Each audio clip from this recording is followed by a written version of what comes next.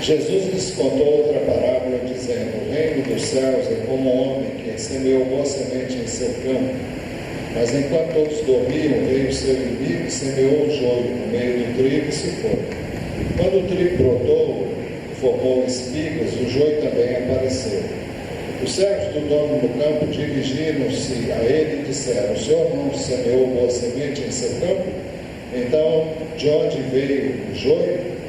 O inimigo fez isso, respondeu ele. Os servos lhe perguntaram: o senhor quer que o tiremos? Ele respondeu: não, porque ao tirar o joio, vocês poderão arrancar com ele o trigo. Deixem que cresçam juntos até a colheita. Então direi aos encarregados da colheita: juntem primeiro o joio e amarrem-o em feixes para ser queimado. Depois juntem o trigo e guardem no meu celeiro. Depois nós vamos lá para o verso 36. Então ele deixou a multidão e foi para casa. Seus discípulos aproximaram-se dele e pediram: explica-nos a parábola do joio no campo. Ele respondeu: aquele que semeou a boa semente é o filho do homem. O campo é o mundo e as sementes são os filhos do reino. Os joios são os filhos do maligno. O inimigo que semeia é o diabo. A colheita é o fim desta era e os encarregados da colheita são anjos. Assim como o joio é colhido e queimado no fogo, assim também acontecerá no fim desta era. O Filho do Homem enviará os seus anjos e eles tirarão do seu reino tudo que faz tropeçar e todos que praticam o mal. Eles os lançarão na fornalha ardente, onde haverá choro e ranger de dentes. Então os justos brilharão como o sol no reino de seu Pai. Aquele que tem ouvidos, ouça. Muito bem. Jesus contou muitas parábolas sobre o reino dos céus. Mateus usa a expressão reino dos céus, enquanto outros evangelhos usam a expressão reino de Deus. Essa expressão era mais familiar aos judeus, a quem o evangelho de Mateus foi escrito, a quem ele foi direcionado mais especificamente. Muito bem. Entre tantas parábolas sobre o reino de Deus, ou o reino dos céus, nós temos a parábola do trigo e do joio. E Jesus começou dizendo: o reino dos céus é como. Ele sempre fez, e em cada uma das suas colocações, nas palavras, ele usou esta e outras muitas comparações. A primeira coisa que nós queremos colocar é que um homem semeou boa semente em seu campo. Jesus lhes contou outra parábola dizendo: o reino dos céus é como um homem que semeou boa semente em seu campo. Mais tarde, Jesus veio explicar nesse mesmo capítulo, no verso 37, que quem semeia boa semente é Jesus. Ele disse: aquele que semeou a boa semente é o Filho do Homem. É uma referência que ele faz a si mesmo. Esse era um dos títulos que Jesus tinha quando aqui na terra. Ele explicou também que o campo onde a boa semente é semeada é o mundo. O campo é o mundo, ele disse. E também que a boa semente são os filhos do reino.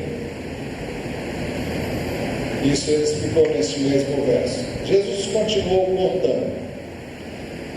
O inimigo, enquanto todos dormiram, veio e semeou o joio no meio do trigo. Isso ele explica no verso 25. E o texto diz assim: mas enquanto todos dormiam, veio o seu inimigo e semeou o joio no meio do trigo e se foi. A palavra joio, no grego, está cisânia. E cisânia era uma erva daninha parecida com o trigo. E mais adiante Jesus explicou sobre o joio, dizendo que os joios são os filhos do maligno. Isso no verso 38 ainda. E ele explicou também que o inimigo que semeou o joio é o diabo. Ou ele dizia o inimigo que semeia, que o semeia é o diabo. E Jesus continuou contando a parábola. O trigo brotou, formando espigas, e o joio também apareceu. É interessante que o texto diz que quando o trigo brotou e formou espigas, logo depois diz, o joio também apareceu.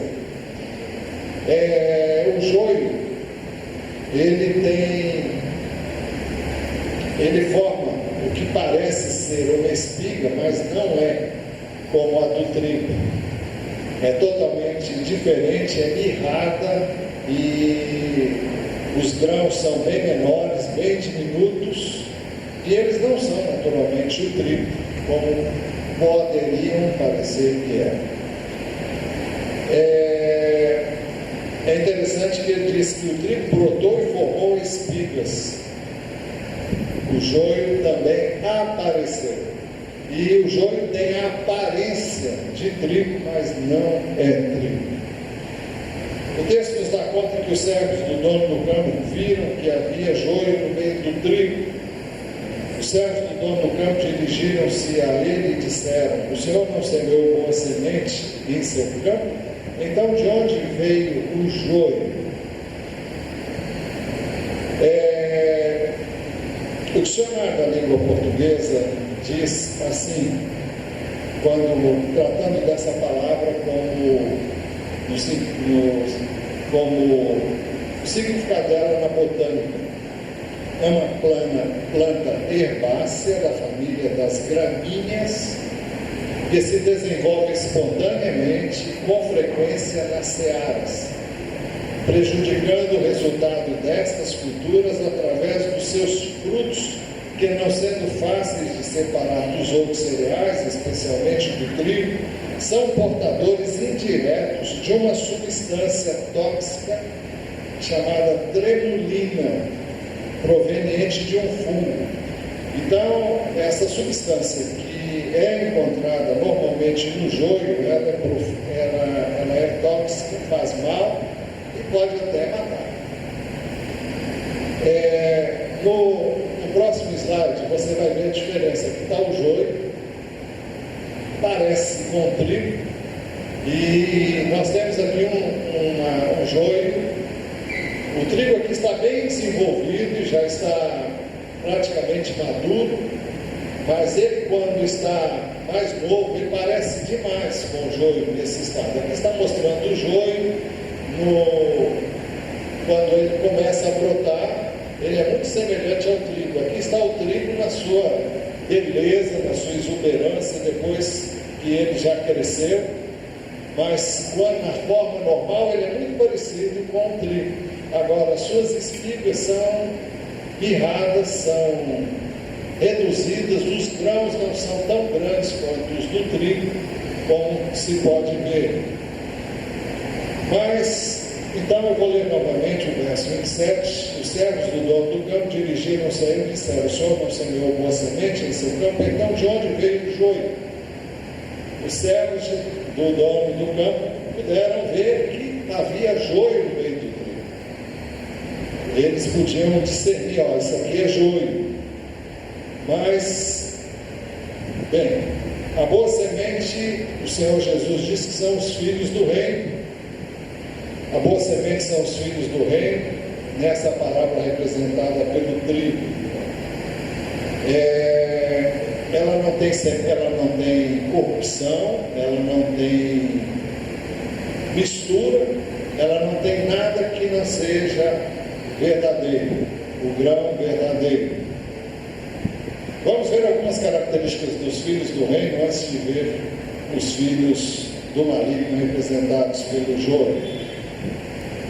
A palavra de Deus nos diz que os filhos do reino são regenerados de uma semente incorruptível por meio da palavra de Deus. 1 de Pedro 1,23 diz assim: vocês foram regenerados não de uma semente perecível, mas imperecível por meio da palavra de Deus, viva e permanente.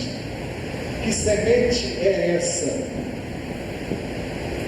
Vocês foram regenerados não de uma semente perecível, mas imperecível por meio da palavra de Deus, viva e permanente.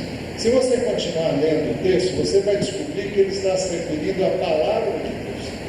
Todos nós fomos gerados por Deus, por meio da palavra e do Espírito de Deus. E essa palavra, ela não é corruptível, ela é viva, ela é permanente, ela é eterna, ela jamais vai ser mudada. Então, se fomos gerados e regenerados, melhor dizendo, para ser coerentes com a palavra, então, por meio dessa palavra, então, nós somos autênticos, se fomos gerados pela palavra de Deus. Então, nós seremos como o trigo da palavra que Jesus contou. Os filhos do reino são nascidos de Deus e não vivem na prática do pecado. 1 João 3,9, João diz assim: todo aquele que é nascido de Deus não pratica o pecado, porque a semente de Deus permanece nele. Ele não pode estar no pecado, porque é nascido de Deus. O grego diz assim: ele não pode pecar. Mas o que significa isso? Não pode pecar. O que significa que se eu e você fomos regenerados, nascidos de Deus, nascidos da semente genuína de Deus, se nascemos do Espírito de Deus e pela palavra de Deus, nós não podemos pecar.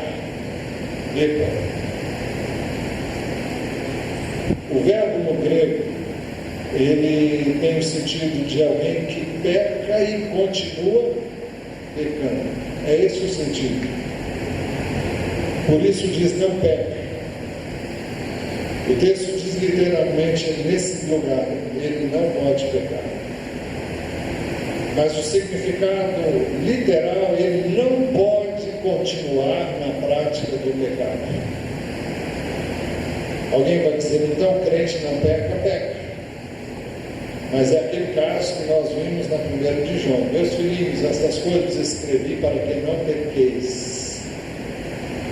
Se todavia alguém pecar, temos advogado junto ao Pai, Jesus Cristo justo.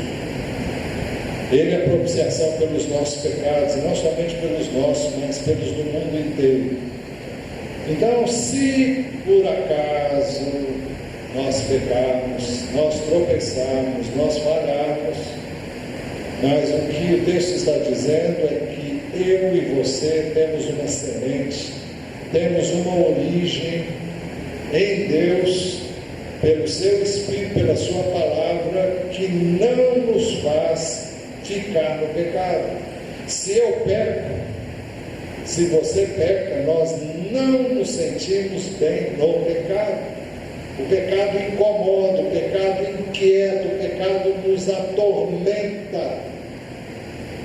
E a única maneira de você sair da situação é você confessar imediatamente e dizer: Deus, pequei, errei, deixei de viver a tua palavra, deixei de viver aquilo que o teu Espírito me leva a fazer, e fiz o que queria a minha carne, e dei lugar à minha carne, dei lugar ao diabo que me tentou e eu deixei levar por ele. Então é nessas circunstâncias que nós pecamos e encontramos a saída para o pecado. Mas pecar como algo constante, isso não é característica de quem é caracterizado na palavra de Jesus como trigo, como filho do reino, filhos do reino. Os filhos do reino não vivem na prática do pecado.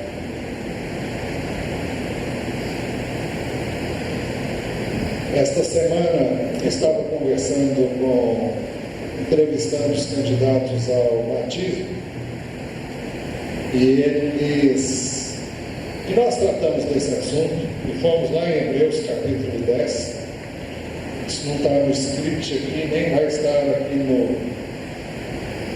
na tela, mas o capítulo 10, no versículo de número 26, diz assim: se continuarmos a pecar deliberadamente, depois de recebermos o conhecimento da verdade, já não resta sacrifício pelos pecados. O que o texto está dizendo? Olha, não adianta, se você deliberadamente escolhe viver no pecado, não tem sacrifício que dê jeito em você. Nem o sacrifício de Jesus tem mais jeito para você. Foi uma escolha que você fez. Você conheceu a verdade, você sabe o que é certo, sabe o que é direito, escolheu permanecer no pecado. É uma escolha que você faz. E se você fez isso, se você faz isso, e às vezes eu penso que aqui é um caso hipotético, porque eu não posso imaginar um crente verdadeiro fazendo um negócio desse. E eu imagino que isso aqui seja uma hipótese. Então ele vai descrever o que significa você viver no pecado depois de você conhecer ao Senhor. Ele diz assim,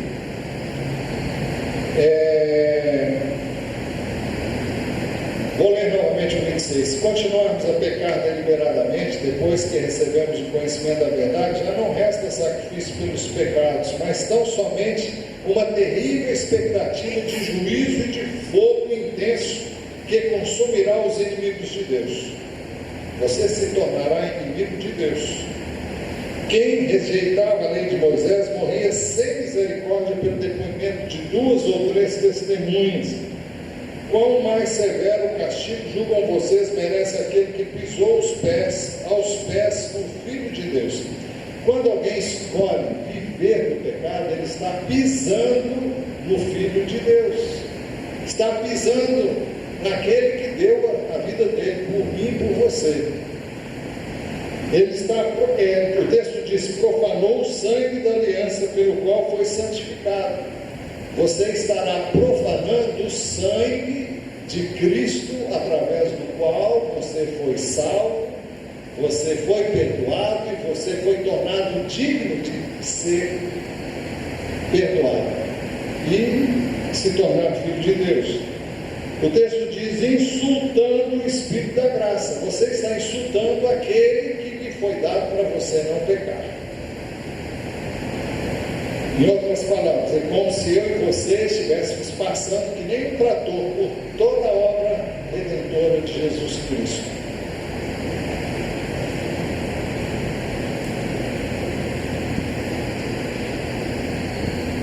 Bom, o resto do texto vamos deixar para lá, mas vamos para o outro ponto. Os servos do dono do campo então dirigiram-se a ele e disseram: então, de onde veio o joio? Como é que o joio apareceu? Se o dono do campo semeou boa semente, como é que o joio apareceu ali? O dono do campo respondeu: um inimigo fez isso. Jesus explicou que o inimigo que semeou o joio é o diabo. O inimigo que o semeia é o diabo. Então, os irmãos vejam, o texto diz que o campo é o mundo, diz que a boa semente são os filhos do reino, diz que o joio representa os filhos do maligno que foi semeado pelo diabo. Será que o campo é o mundo lá fora? Ou o campo também se refere à igreja?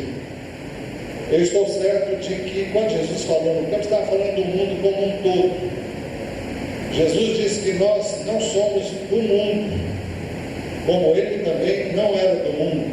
Ele não pedia que nós fôssemos tirados do mundo, mas que fôssemos guardados do maligno. Eles não são do mundo como eu não sou do mundo.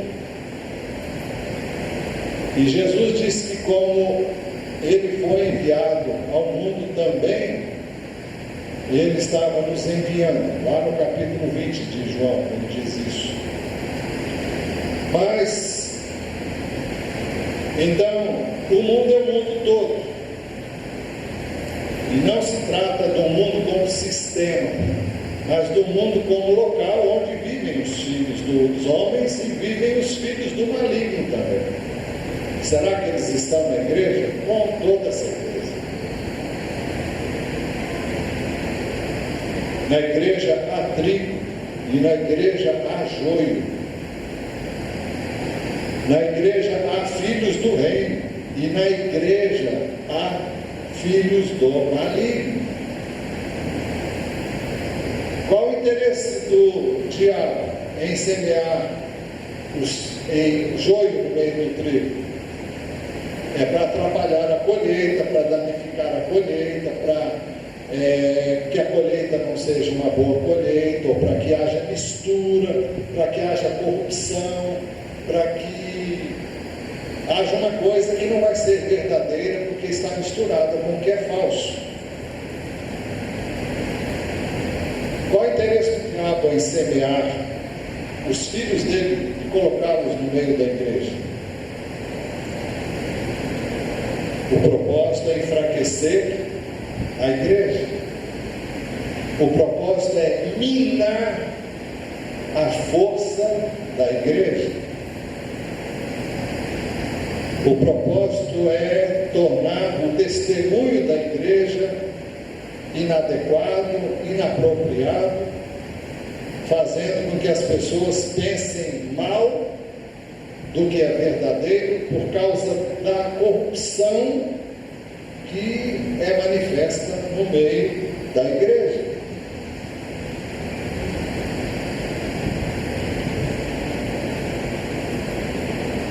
Nós sabemos que Jesus disse que os escândalos são necessários, mas há daqueles por meio dos quais vem o escândalo.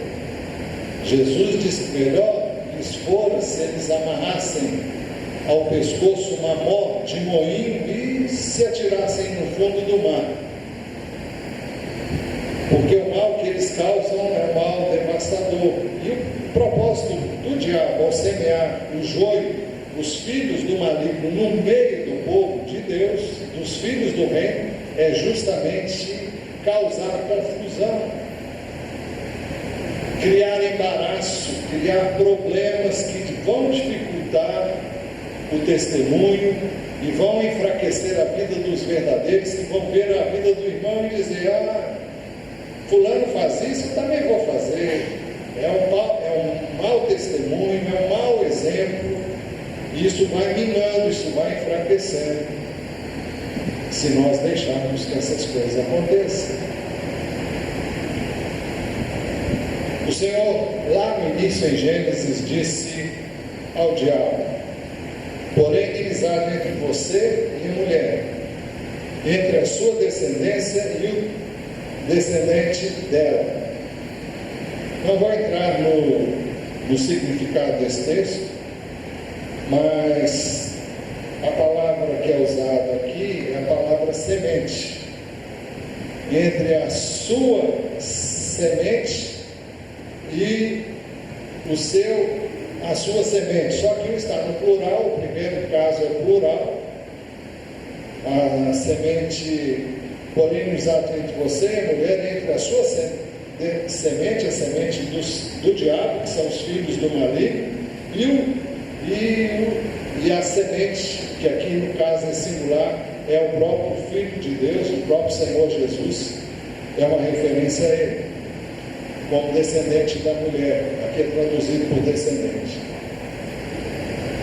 O joio, no sentido figurado, como nós já dizemos, significa cisânia, e essa é a palavra grega. No sentido figurado, significa aquele que provoca discórdia, aquele que provoca desavença, aquele que provoca desentendimento. E enquanto o inimigo conseguir semear esse tipo de fermento, esse tipo de semente no meio da igreja, a igreja simplesmente para e ela não caminha.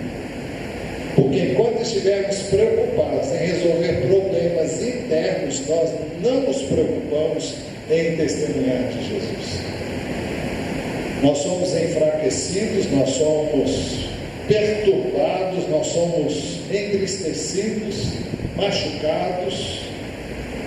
Eu sei que ele faz isso e ele se vale até de verdadeiros filhos do reino, que estão desavisados. Mas o propósito dos filhos do maligno no meio dos filhos do reino é justamente enfraquecer, provocar dissensões, provocar problemas, dificuldades que vão enfraquecer a obra de Deus e vão impedir que as coisas caminhem como devem caminhar. Porém, inimizade entre você e a mulher, e entre a sua descendência, a descendência do maligno, e a descendência da mulher, ou o descendente da mulher. Jesus fez a distinção entre os filhos do reino e os filhos do diabo, em João 8, 31 a 47. É um texto longo, que não está aqui, mas você preste atenção, então abra a Bíblia e acompanhe o que eu vou ler. Se não, preste só atenção. Disse Jesus aos judeus que haviam crido nele: se vocês permanecerem firmes na minha palavra, verdadeiramente serão meus discípulos.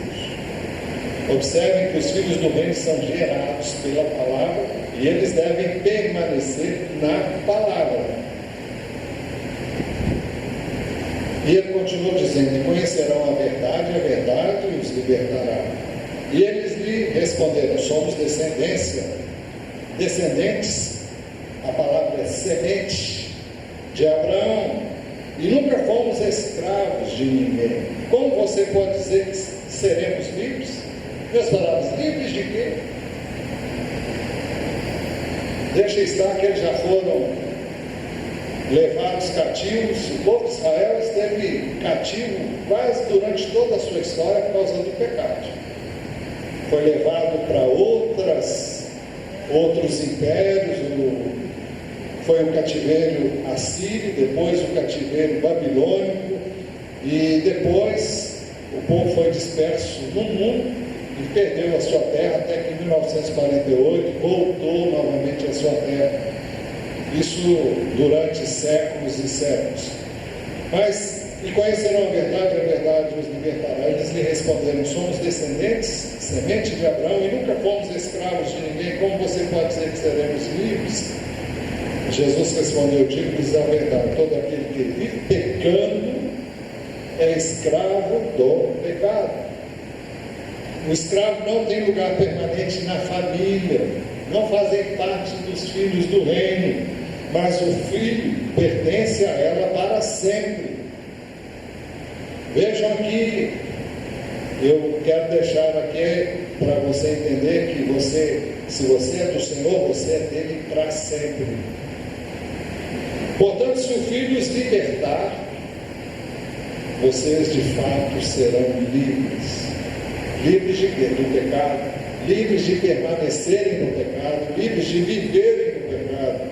Eu sei que vocês são descendentes, semente de Abraão. Contudo, estão procurando matar-me, porque em vocês não há lugar para a minha palavra. Eu lhes estou dizendo o que vi na presença do Pai. Vocês fazem o que ouviram do Pai de vocês. Abraão é nosso pai, responderam eles. Disse Jesus: se vocês fossem filhos de Abraão, fariam as obras que Abraão fez. Mas agora vocês estão procurando matar-me, sendo que eu lhes falei a verdade que ouvi de Deus. Abraão não agiu assim. Vocês estão fazendo as obras do pai de vocês. Protestaram eles: nós não somos filhos ilegítimos. O grego diz: não nascemos de porneia, não nascemos de pecado sexual. O único pai que temos é Deus. Disse-lhe Jesus: se Deus fosse o pai de vocês, vocês me amariam.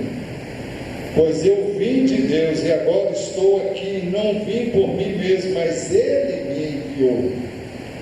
Por que a minha linguagem não é clara para vocês? Porque são incapazes de ouvir o que eu digo. Vocês pertencem ao pai de vocês, o diabo, e querem realizar o desejo dele. Ele foi homicida desde o princípio e não se apegou à verdade, pois não há verdade nele. Quando mente, fala sua própria língua, pois é mentiroso e pai da mentira. No entanto, vocês não creem em mim, porque lhes digo a verdade. Qual de vocês pode me acusar de algum pecado? Se estou falando a verdade, por que vocês não creem em mim? Aquele que pertence a Deus ouve o que Deus diz. Em outras palavras, obedece ao que Deus mandou. Vocês não ouvem porque não pertencem a Deus. Vocês estão observando qual a distinção entre os filhos de Deus e os filhos do maligno? Os filhos de Deus obedecem à palavra de Deus, ouvem a palavra de Deus, entendem a palavra de Deus, creem nela, permanecem nela, andam nela, vivem nela, querem andar nela. Os filhos do maligno não aceitam a palavra de Deus, ela não encontra espaço na vida deles, porque eles querem permanecer fazendo a sua própria vontade. Jesus falou sobre os filhos do reino dos céus e os filhos do inferno. Mateus 23,15, ele diz: ai de vocês, mestres da lei e fariseus, hipócritas, porque percorrem terra e mar para fazer um convertido ao judaísmo. E quando conseguem, vocês o tornam 2 vezes mais filho do inferno do que vocês. O que Jesus deixou claro aqui é que os fariseus, os mestres da lei, não obstante serem religiosos, Jesus disse que eles eram filhos do inferno, ou seja, eram filhos do maligno.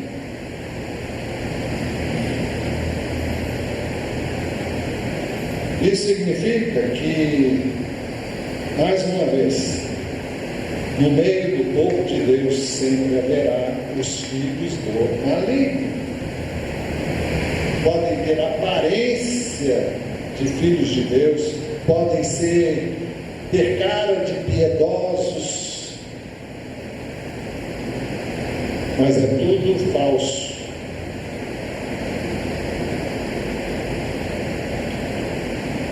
Na parábola, os servos perguntaram ao dono do campo: o senhor quer que o tiremos? Isso é o joio, né? Parece mais fácil tirar o joio, é mais lógico arrancar o joio. Se está lá, vão arrancar logo para evitar problemas depois. Mas o dono do campo disse que não era para fazer assim, não era para não tirar o joio do meio do trigo. Não, porque ao tirar o joio, vocês poderão arrancar com ele o trigo. Então a questão é: quem é competente para julgar quem é joio e quem é trigo? Eu? Não. Você? Eu não creio que nenhum de nós possa. Há momentos em que as pessoas parecem ser filhos do reino. E há momentos que você vê nitidamente que ele tem as características de filho. Filhos, eles têm as características de filhos do maligno. E aí? Eu não quero ser juiz desta questão. Mas as Escrituras nos dão balizas para detectarmos o que é estranho ao reino dos céus ou ao reino de Deus, se vocês quiserem. É exatamente por isso que João Batista advertiu as multidões. Dizia às multidões que saíam para serem batizadas por ele: raça de víboras, quem lhes deu a ideia de fugir da ira que se aproxima? Deem frutos que mostrem o arrependimento. E não comecem a dizer a si mesmos: Abraão é nosso pai. Pois eu lhes digo que destas pedras Deus pode fazer surgir filhos a Abraão. O machado já está posto à raiz das árvores, e toda árvore que não der bom fruto será cortada e lançada no fogo. O que eu e você temos que saber é que os verdadeiros filhos do reino dão bom fruto. É só o que eu e você precisamos saber. Precisamos saber para não nos deixarmos contaminar, corromper, desviarmos daquilo que o Senhor ensina na palavra. Fulano está fazendo isso, eu não vou fazer isso. A Bíblia diz o que eu tenho que fazer. Os filhos do reino dão bom fruto. A árvore boa dá bom fruto. Não pode ser diferente. Se está dando fruto mau, é porque ela é má na sua essência. Jesus mostrou aos seus discípulos como discernir o falso do verdadeiro. Mateus 7, 15 a 23. Cuidado com os falsos profetas. Eles vêm a vocês vestidos de peles de ovelhas, mas por dentro são lobos devoradores. Vocês os reconhecerão por seus frutos. Pode alguém colher uvas de um espinheiro? Ou figos de ervas daninhas? Semelhantemente, toda árvore boa dá frutos bons, mas a árvore ruim dá frutos ruins.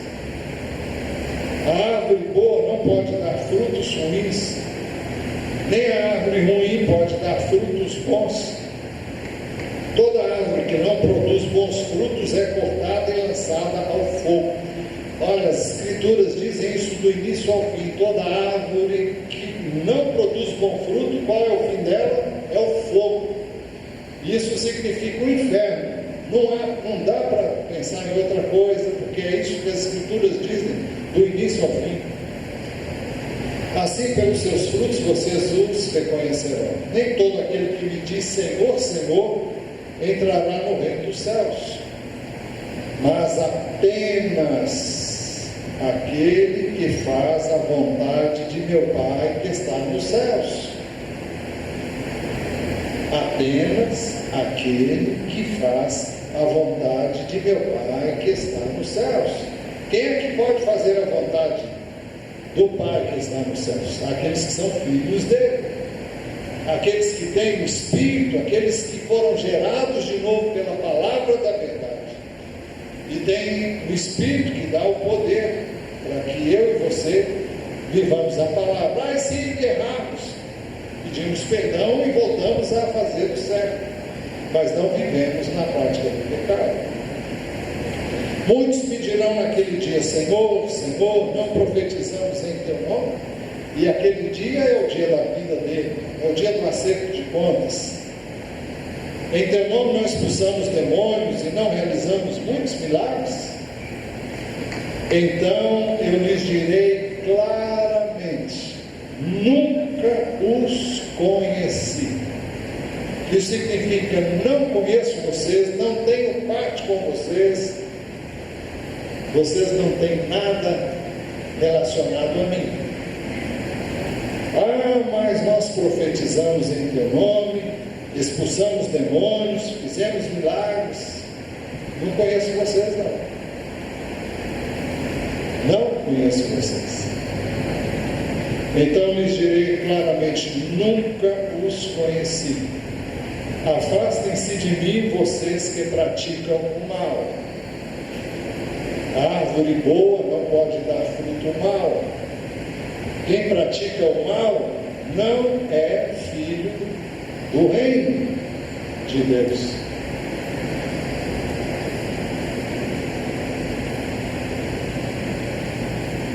Veja novamente o próximo slide. Há uma diferença grande entre uma coisa e outra. Enquanto ambos estão novos, fica muito difícil de ver, mas quando o fruto amadurece, quando o grão cresce na espiga, então a diferença é muito grande. O joio permanece mirrado, o joio permanece pequeno, ele não cresce, não cria volume, ele não manifesta um fruto como o trigo. Alguém pode dizer, então o que a gente vai fazer? Não há disciplina na igreja? Se alguém peca, pode continuar pecando, fica por isso mesmo? Bom, se a gente sabe, a gente vai atrás e faz como a Bíblia diz. Vamos ver o que a Bíblia diz. Jesus deixou orientação para a disciplina na igreja. Ele disse, se o seu irmão pecar contra você, ou pecar, isso contra você não está nos manuscritos, em todos os manuscritos, mas se o seu irmão pecar, vá e a sós com ele, mostre-lhe o erro. Se ele ouvir, você ganhou seu irmão. O texto está dizendo que se o seu irmão pecar, agora, como é que você vai saber que ele pecou? Porque você viu. Não é que alguém chegou e soprou no seu ouvido, olha, fulano fez isso. Você não vai ter que ir lá e procurar, não. Você fala, então vai lá e fala com ele. Ou então você cala a boca e não fala mais nada. Ou senão eu vou pegar você e vou levar para confrontar com ele e a gente vai ver o que foi que aconteceu. Ninguém tem o direito de falar do outro se não viu. Mas se você viu, você tem a obrigação de ir e falar com ele. O texto diz, se o seu irmão pecar, vá e a sós com ele mostre-lhe o erro.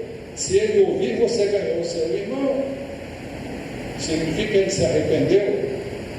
Mas se ele não ouvir, leve consigo mais um ou dois outros, de modo que qualquer acusação seja confirmada pelo depoimento de 2 ou 3 testemunhas. Se ele se recusar a ouvi-los, conte à igreja. E se ele se recusar a ouvir também a igreja, trate-o como pagão ou publicano, ou seja, como uma pessoa que não é do reino. Por quê? Porque não deu ouvidos, não se arrependeu, não abandonou a prática do erro. Na parábola, o dono do campo ordenou que o joio fosse deixado no meio do trigo até a colheita. Deixe que cresçam juntos até a colheita.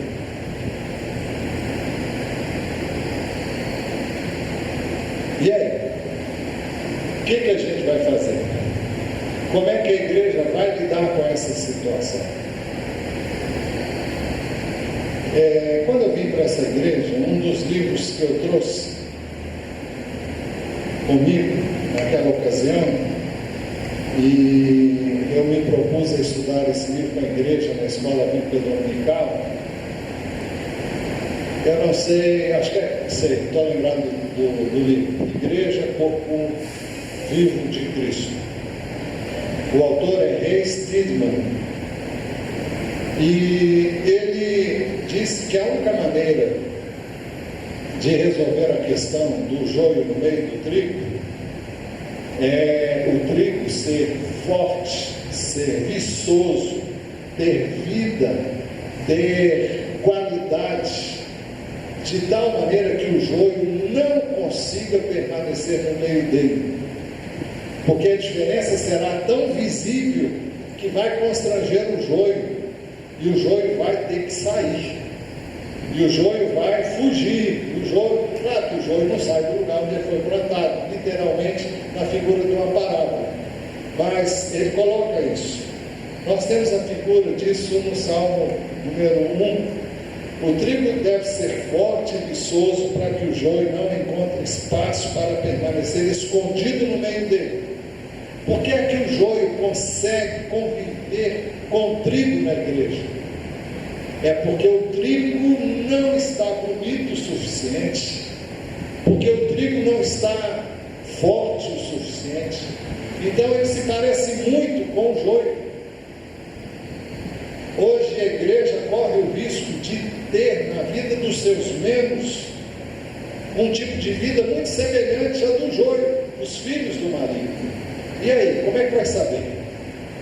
Fica difícil. Alguém que chega na igreja vai ver, olha, eles fazem a mesma coisa que eu faço, eles vivem da mesma maneira que eu vivo, por que eu vou sair do mundo? Vou continuar lá. Não vi nenhuma diferença.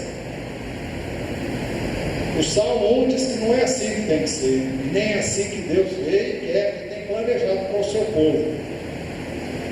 O Salmo 1, no verso 3, diz que o justo é como árvore plantada à beira de águas correntes, dá fruto no tempo certo e suas folhas não murcham, tudo que ele faz prospera. Ele diz, não é o caso dos ímpios. Eles são como a palha que o vento leva. Por isso os ímpios não resistirão no julgamento, nem os pecadores na comunidade dos justos. Se estamos vivendo uma vida de justos, o ímpio não vai permanecer. Ou ele se converte, mas se ele é filho do maligno, ele vai permanecer filho do maligno.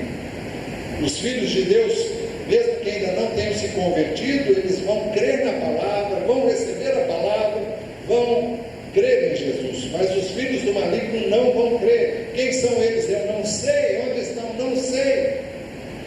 E você também não sabe. Mas o texto diz, por isso os ímpios não resistirão no julgamento, nem os pecadores na comunidade dos justos.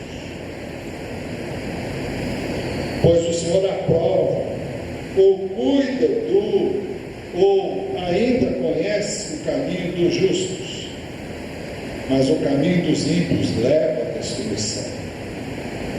Então, se nós vivermos o Evangelho tal como ele é, como foi nos transmitido com fidelidade, e buscarmos em Deus graça, poder para viver a palavra dele, então os ímpios não permanecerão na comunidade dos justos. Eles vão se sentir profundamente incomodados e todos vão ver que eles não têm o Senhor. Serão convidados a tomar essa posição, sim, mas ninguém pode obrigá-los a fazer isso. E das duas, uma, ou eles se convertem, ou então eles vão sair e vão buscar um outro lugar onde os acolham, onde eles sejam acolhidos e consigam permanecer escondidos e semeando o mal que eles vêm para fazer.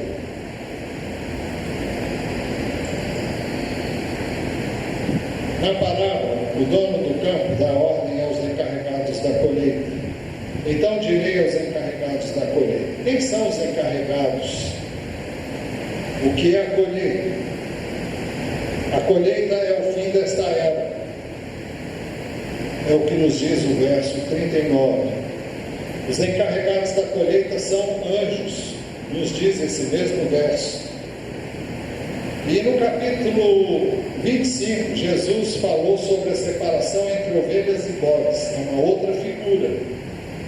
Ele diz: quando o Filho do Homem vier em sua glória, com todos os anjos, assentar-se-á em seu trono na glória celestial.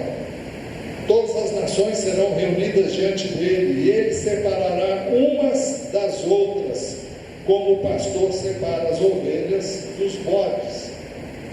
E colocará as ovelhas à sua direita e os bodes à sua esquerda. Então, há um momento, e haverá um momento em que haverá uma separação, semelhante a que é narrada na parábola do joio e do trigo. Na parábola, o dono do campo determina que o joio seja amarrado em feixes para ser queimado.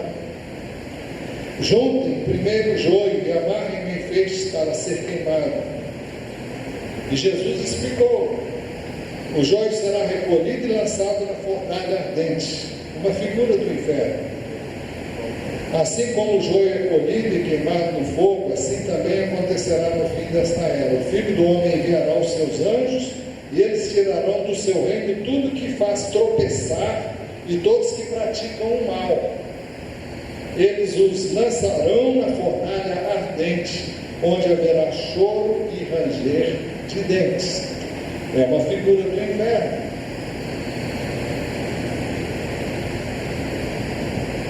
Jesus descreveu o inferno como um lugar onde o verme não morre, nem o fogo se apaga.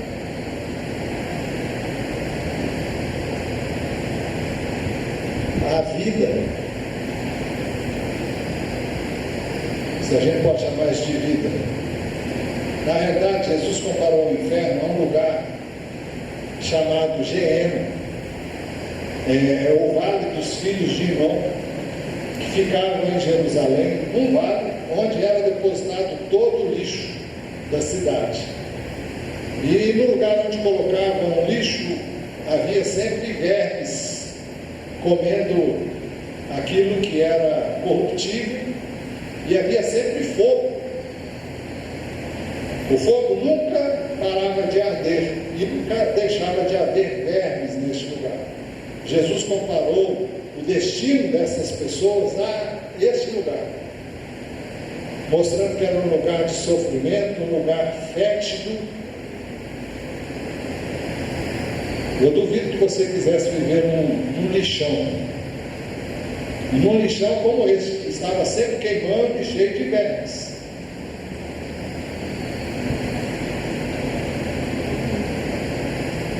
Sofonias 1,3 diz assim: destruirei tanto os homens quanto os animais, destruirei as aves do céu e os peixes do mar, e os que causam tropeço junto com os ímpios.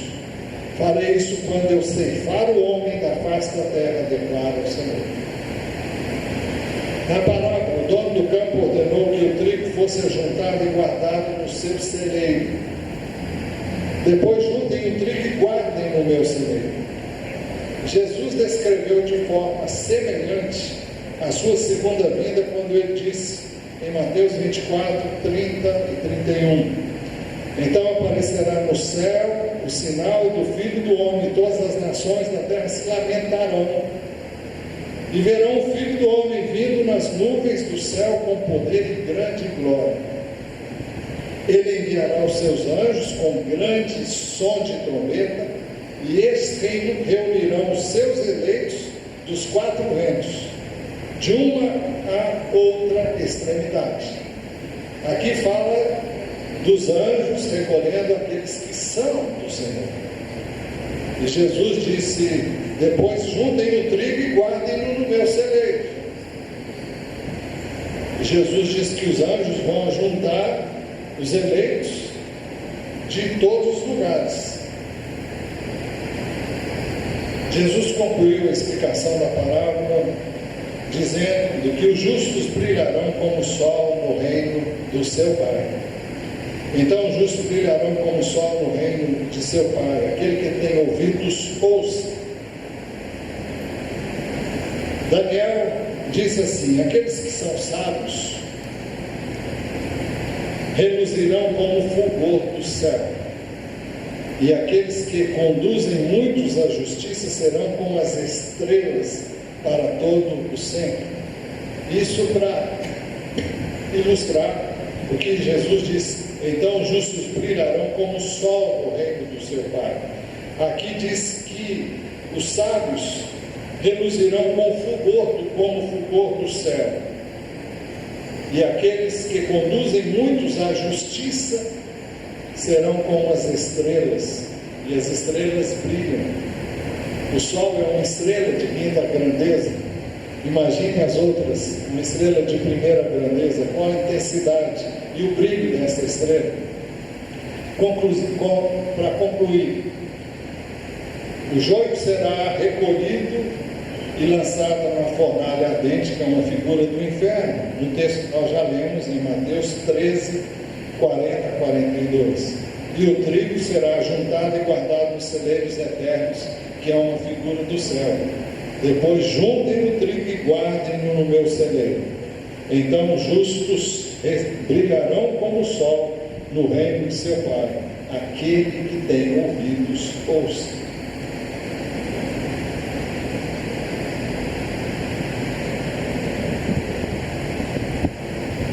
À luz do que você ouviu, do que eu ouvi, da palavra de Deus, nós podemos examinar-nos a nós mesmos e perguntarmos: o que eu sou? Sou filho do reino ou sou filho do maligno? Isso nos leva a pensar e a refletir que eu não tenho que ficar olhando para a vida do outro para viver a vida que Deus mandou que eu vivesse. Viva como o Senhor mandou. Não se mire na vida de ninguém. Ninguém serve de parâmetro para você a não ser o Senhor Jesus. É claro que eu e você devemos viver uma vida que testemunhe, que seja exemplo, que seja padrão, que seja modelo. Paulo disse: sede meus imitadores como eu sou de Cristo. Mas cuidado para não ficar se mirando na vida dos outros, sobretudo na vida daqueles que andam segundo os padrões dos filhos do diabo e que são filhos do diabo. Você não sabe. Deus sabe quem são eles. Então, atenha-se a esse livro, viva esse livro, caminhe por ele, não se deixe influenciar pelo mau exemplo de ninguém, porque senão você entra pelo caminho, senão você vai se dar mal, porque não é o que Deus planejou para você, não é o que Deus tem idealizado para a sua igreja. Ele idealizou uma igreja forte, uma igreja sadia, uma igreja viçosa, como genuíno trigo. Como trigo, nós temos que fazer diferença, temos que viver de modo diferente do joio. Então, cuidado.